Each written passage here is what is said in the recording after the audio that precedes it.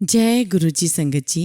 हमारे प्यारे और शिव रूपी परम पिता गुरु जी के चरण कमलों में शत शत प्रणाम और गुरु जी की डिवाइन संगत को जय गुरु जी। संगत जी, हम सभी गुरु जी के चरण कमलों में बैठे हैं और हर बात गुरु जी की मानते हैं। इसलिए गुरु जी के कहे अनुसार ही हमने यह शिव पुराण का पाठ शुरू किया है। आप सभी गुरु आज्ञा मानकर बहुत ध्यान से और पूरी श्रद्धा और लगन के साथ शिव पुराण का पाठ को सुने। आप यकीन मानिए, गुरु जी को हमारा बहुत बड़ा कल्याण कराना है, तभी गुरु जी सभी संगत को यह दिव्य ग्रंथ पढ़ने और सुनने को कहते थे। आप सभी पूरी श्रद्धा और भक्ति के साथ इसका श्रवण करें। आज हम जानेंगे कि भोलेनाथ ने वो कौन कौन से क्षेत्र हैं जिनको श्रेष्ठ और मोक्षदायक बनाया है। आज हम विंध्येश्वर संहिता का 12वां अध्याय सुनेंगे। उससे पहले हम सभी मंत्र जाप करेंगे। ओम नमः शिवाय, शिव जी सदा सहाय। ओम नमः शिवाय, गुरु जी सदा सहाय।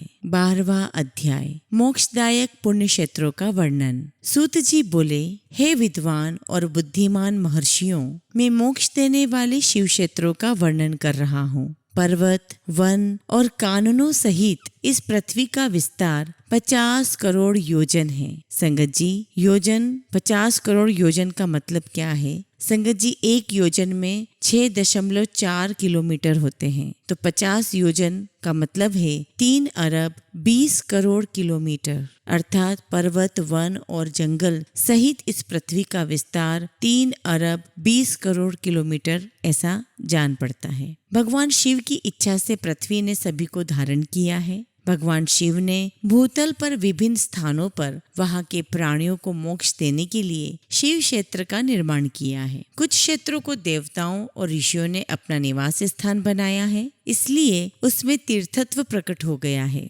बहुत से तीर्थ ऐसे हैं जो स्वयं प्रकट हुए हैं। तीर्थ क्षेत्र में जाने पर मनुष्य को सदा स्नान, दान और जाप करना चाहिए, अन्यथा मनुष्य रोग, गरीबी तथा मुक्ता आदि का दोषी भागी हो जाता है। जो मनुष्य अपने देश में मृत्यु को प्राप्त होता है, वह इस पुण्य के फल से दोबारा मनुष्य योनि प्राप्त करता है, परंतु पापी मनुष्य दुर्गति को ही प्राप्त करता है। हे ब्राह्मणों, पुण्य क्षेत्र में किया गया पाप कर्म अधिक दृढ़ हो जाता है, अतः पुण्य क्षेत्र में निवास करते समय पाप कर्म करने से बचना चाहिए। सिंधु और सतलज नदी के तट पर बहुत से पुण्य क्षेत्र हैं। सरस्वती नदी परम पवित्र और 60 मुखों वाली है, अर्थात उसकी 60 धाराएं हैं। इन धाराओं के तट पर निवास करने से परम पद की प्राप्ति होती है। हिमालय से निकली हुई पुण्य सलीला गंगा 100 मुख वाली नदी है। इसके तट पर काशी, प्रयाग आदि पुण्य क्षेत्र हैं। मकर राशि में सूर्य होने पर गंगा की तटभूमि अधिक प्रशस्त और पुण्यदायक हो जाती है। सोनभद्र नदी की 10 धाराएं हैं। बृहस्पति के मकर राशि में आने पर यह अत्यंत पवित्र तथा अभिष्ट फल देने वाली है। इस समय यहाँ स्नान और उपवास करने से विनायक पद की प्राप्ति होती है। पुण्य सलीला महानदी नर्मदा के 24 मुख हैं। इसमें स्नान करके तट पर निवास करने से मनुष्य को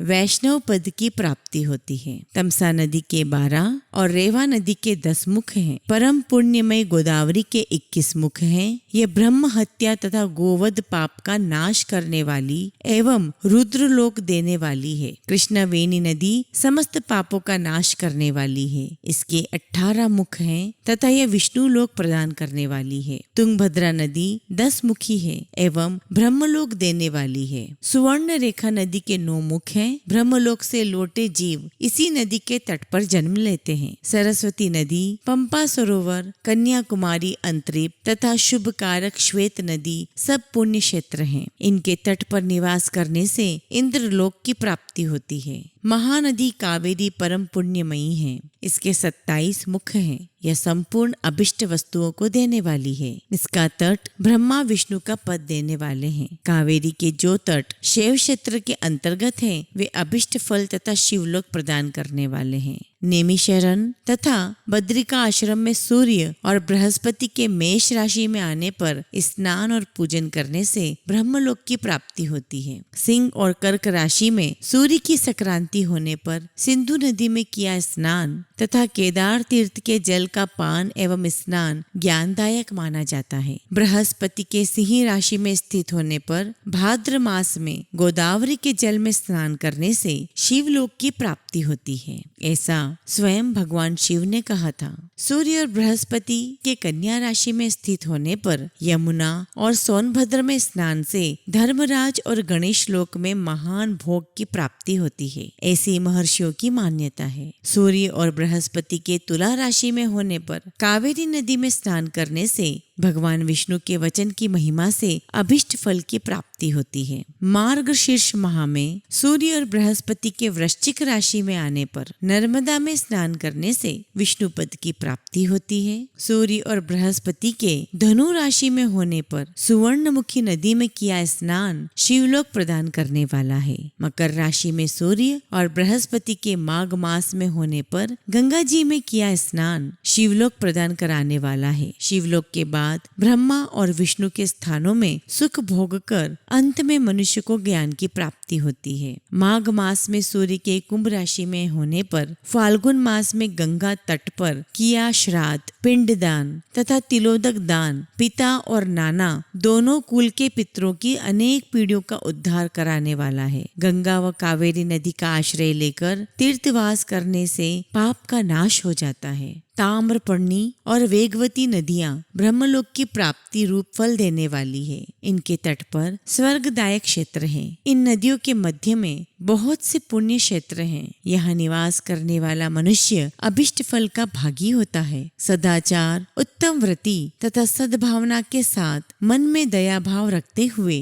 विद्वान पुरुष को तीर्थ में निवास करना चाहिए, अन्यथा उसे फल नहीं मिलता। पुण्य क्षेत्र में जीवन बिताने का निश्चय करने पर तथा वास करने पर पहले का सारा पाप तत्काल नष्ट हो जाएगा, क्योंकि पुण्य को ऐश्वर्यदायक कहा जाता है। हे ब्राह्मणों, तीर्थ में वास करने पर उत्पन्न पुण्य कायिक, वाचिक और मानसिक सभी पापों का नाश कर देता है। तीर्थ में किया मानसिक पाप कई कल्पों तक पीछा नहीं छोड़ता, यह केवल ध्यान से ही नष्ट होता है। वाचिक पाप जाप से तथा कायिक पाप शरीर को सुखाने जैसे कठोर तप से नष्ट होता है। अतः सुख चाहने वाले पुरुष को देवताओं की पूजा करते हुए, ब्राह्मणों को दान देते हुए पाप से बचकर ही तीर्थ में निवास करना चाहिए।